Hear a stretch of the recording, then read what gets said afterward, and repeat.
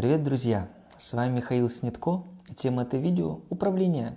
Тема управления на многих производит кровожадное впечатление. Почему? На протяжении столетий это знание наделялось имиджем, что оно плохое, неэтичное, и планка морали завышалась. Если в качестве примера взять прыжки в высоту и поставить планку на уровне 2,5 метров, то эту планку не возьмет никто, и все будут одинаково плохими прыгунами. Поэтому люди, которые моральную планку задирают, но сами ее не берут, заинтересованы в том, чтобы сравняться с теми, кто лучше них. Что является причиной борьбы? Причиной борьбы является выгода, но не всегда причина приводит к борьбе. Что приводит к борьбе? Борьба возникает, когда появляется надежда выиграть. Также борьба возникает, когда у одной из сторон прогноз неправильный. Другими словами, причиной борьбы является неумение прогнозировать результат.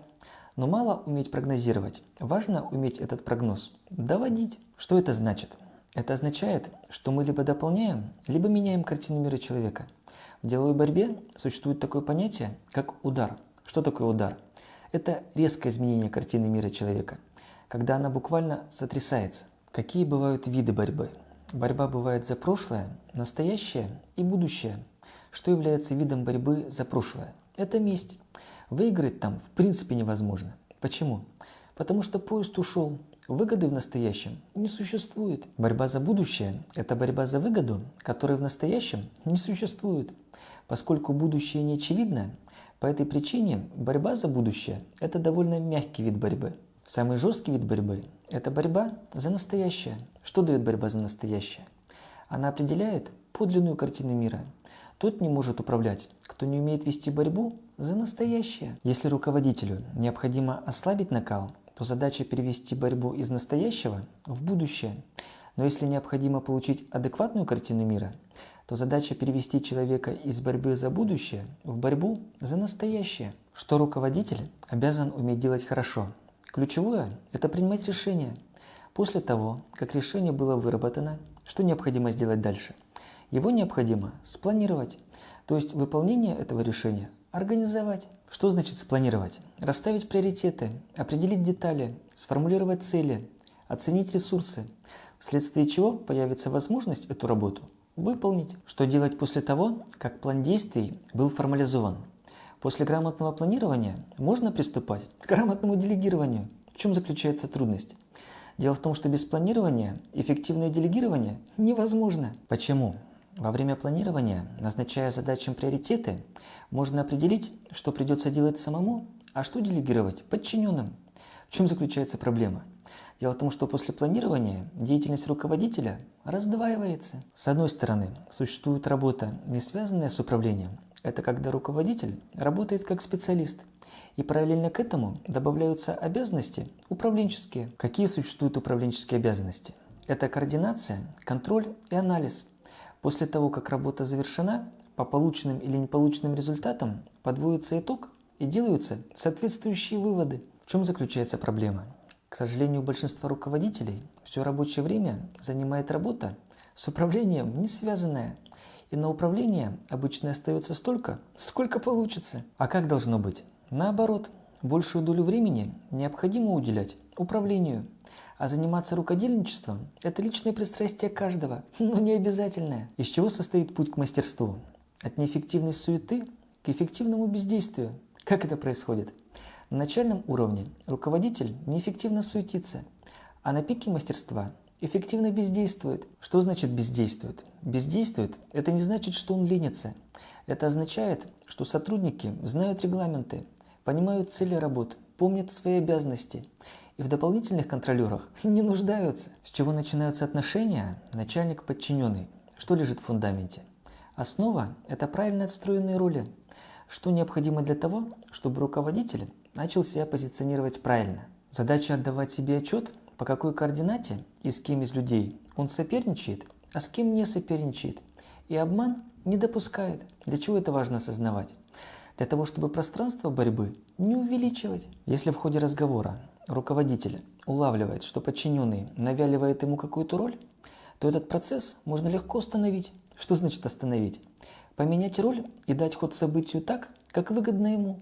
По сути, роль начальник-подчиненный возможна, когда руководитель информационно дистанцировался. Что значит дистанцировался? Когда руководитель обуславливает свою роль, а сотрудник от роли подчиненного пытается уклониться. Каким способом он это делает? Когда подчиненный противопоставляет дело и роль отношению руководитель-подчиненный, и рано или поздно расхождение между этими критериями начнет происходить. Дело в том, что неопытный руководитель в эту ситуацию может вляпаться. Как действовать правильно?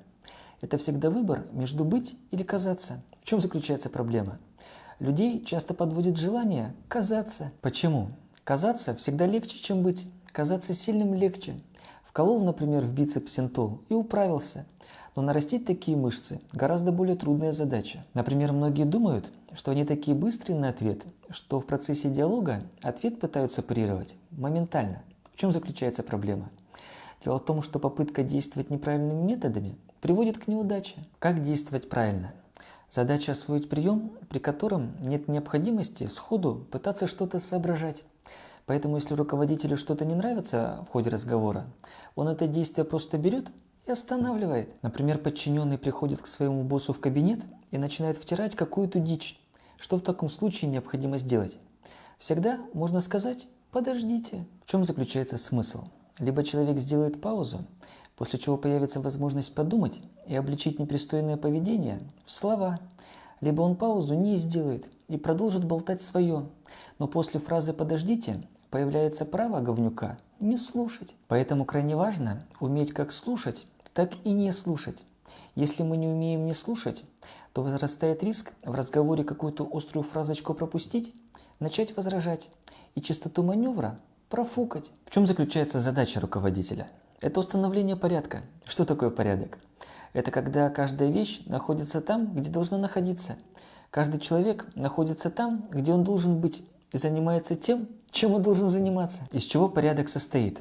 Любой порядок всегда состоит из иерархии признаков, которые говорят о том, что если что-то не в порядке, то руководитель обязан спуститься по иерархии ниже и это слабое звено провентилировать. Но если все в порядке на верхнем уровне, то нижний уровень можно не проверять. Благодаря этому золотому принципу руководитель может экономить свое время и свою психическую энергию колоссально. Что такое беспорядок? Беспорядок – это ситуация нарушения порядка, когда понятно, кто виноват.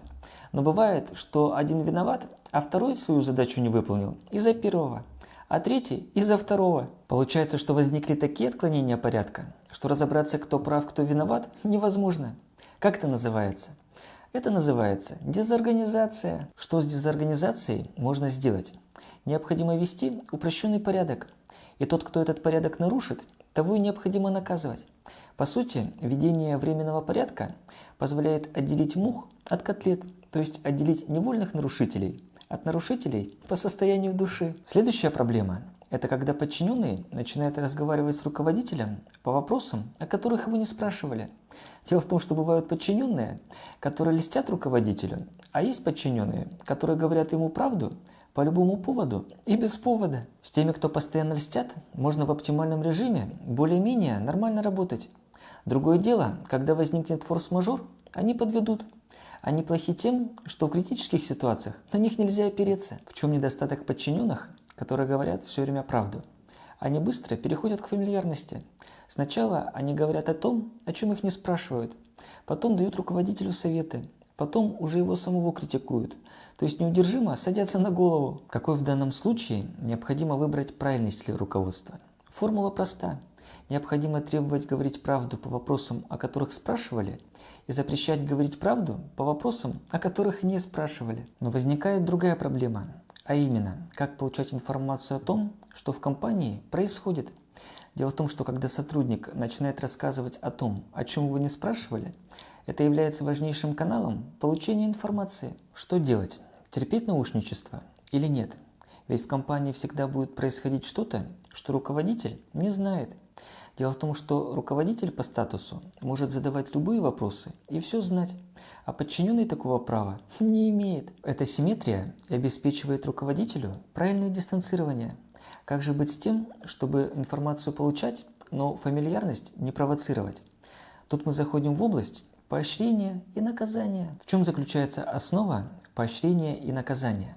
Она заключается в приближении либо отдалении. как необходимо отдалять? Это зависит от контекста. Если временной диапазон большой, то отдаление делается большое. Также в управлении крайне важно выделять категорию твердого и пустого. Для чего это необходимо? Это то, что позволяет управленческие усилия сократить.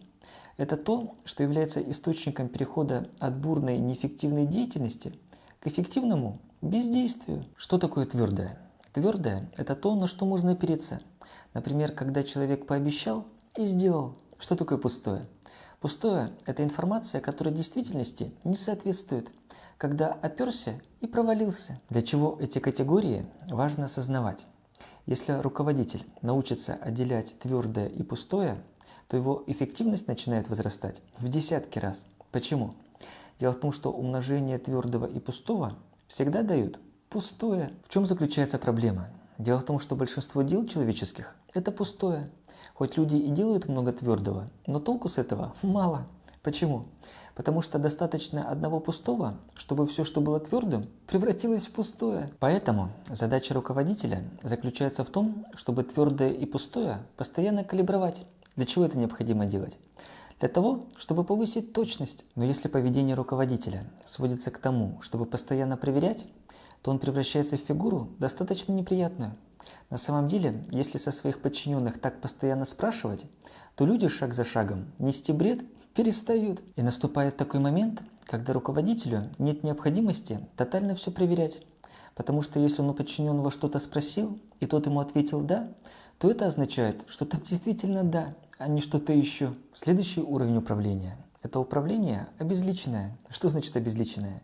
Когда управляют некие правила или регламенты, которые сотрудники применяют и в постоянном контроле не нуждаются. В чем заключается обратная сторона делегирования? Когда руководитель передает сотруднику право отдавать распоряжения от своего имени.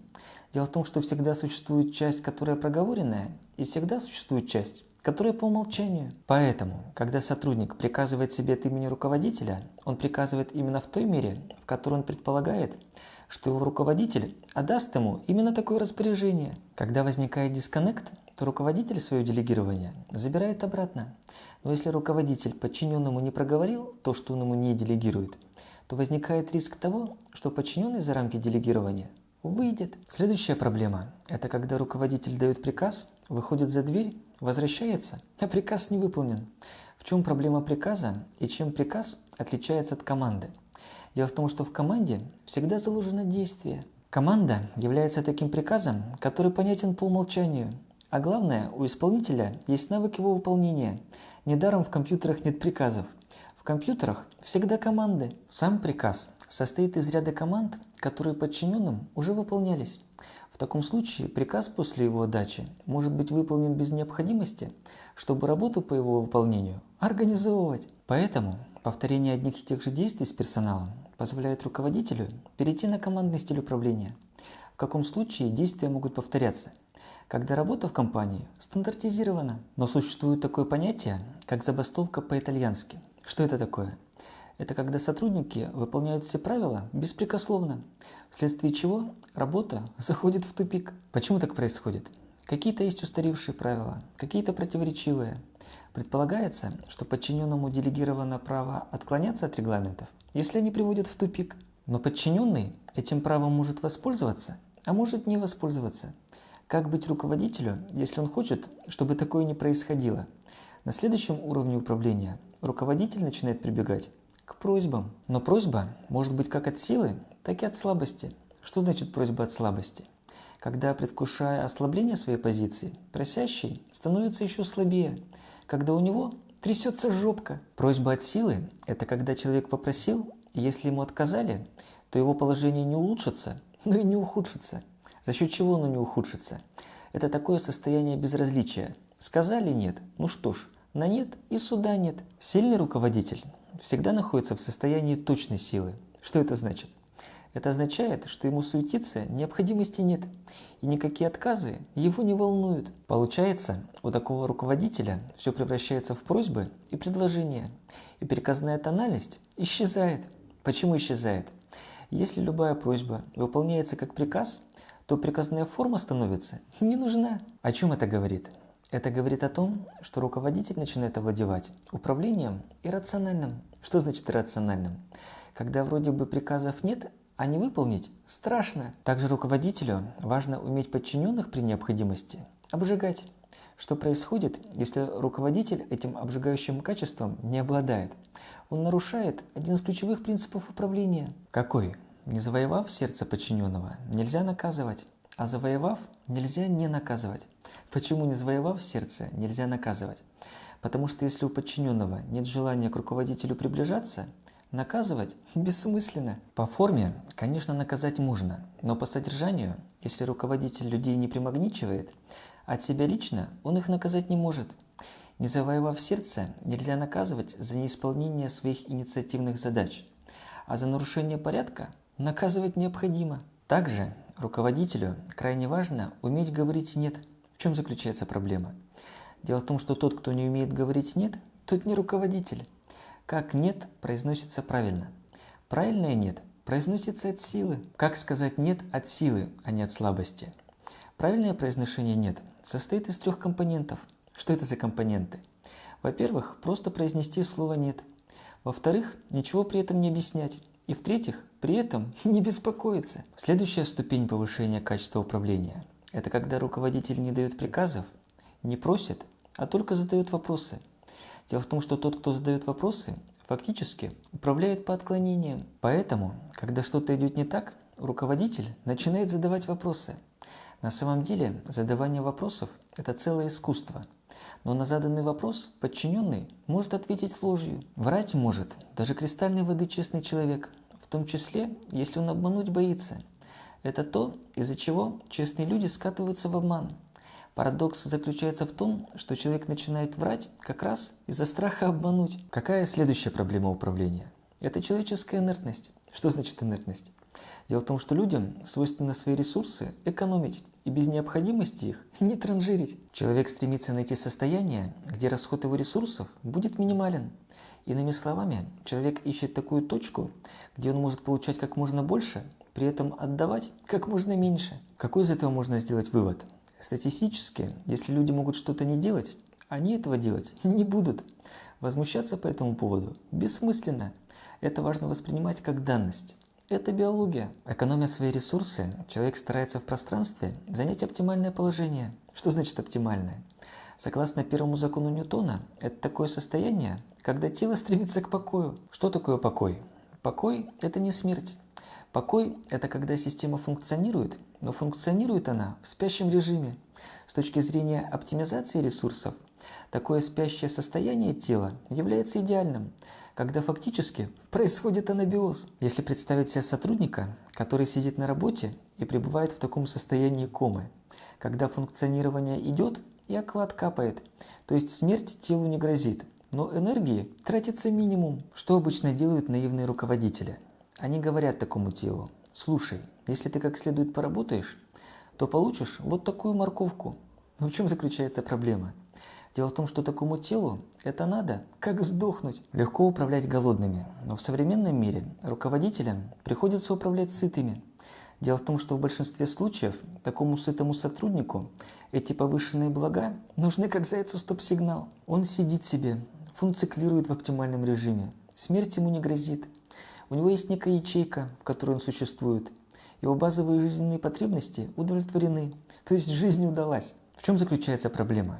Если таким сотрудникам предлагать улучшать свою жизнь от нуля к плюсу, то значительное количество людей что-то в своей жизни улучшать просто не будет. Какой из этого можно сделать вывод? Результаты деятельности компании не должны быть привязаны к желанию сотрудников зарабатывать. Почему это так? Потому что это неизбежно вступит в противоречие с человеческой биологией. Поэтому, если руководитель при работе с людьми заботится только о системе мотивации, рано или поздно он обязательно в это узкое место упрется, когда у сотрудника мотива больше работать нет. Важное свойство. Если сотруднику предложить взять благо, естественно, он руку протянет. Но если для того, чтобы это благо получить, ему придется напрячься, он начнет анализировать: а мне это вообще надо? Поэтому, как только эти дополнительные блага начинают идти через напряжение, то большинство людей эту светлую идею начинают отрицать. Поэтому мотивация настраивается так, чтобы она в систему управления была интегрирована. Как это выглядит? Сотруднику предоставляется выбор не между сидением на стуле и получить дополнительный бонус, а между тем, чтобы встать со стула и получить дополнительный бонус, либо остаться на стуле и получить дополнительные проблемы. В чем заключается задача правильного управления? Она заключается в том, чтобы показать сотруднику, что оставаться на стуле он не может. Поэтому, когда появляется выбор между плюсом и минусом, желание получить плюс возрастает в разы. Когда необходимо применять наказание? Наказание наступает после нарушения принятых компанией регламентов. Но с другой стороны, правильно настроенное управление избавляет руководителя от необходимости использовать кнут. Дело в том, что когда у руководителя возникает дилемма, как ему подчиненного наказать, тут же хочется задать нескромный вопрос. Как этот руководитель довел людей до такого состояния, что их необходимо наказывать? Как он сформировал такую систему управления, что сотрудник докатился до поступков, требующих наказания? Получается, что сотрудник находился в состоянии полного попустительства. Поэтому правильная настроенная система управления в том числе защищает и сотрудников от профнепригодности руководителя. На этой оптимистической ноте предлагаю данное видео закруглять. Что необходимо сделать, чтобы настроить в компании систему управления? Можно попробовать ответить на риторический вопрос. А именно, либо ты делаешь систему, либо система делает тебя. Спасибо за просмотр. Подписывайтесь на канал, нажимайте колокол, чтобы не пропустить следующий выпуск. Высказывайте свою точку зрения в комментариях, ставьте лайки. Увидимся в следующих видео. Пока!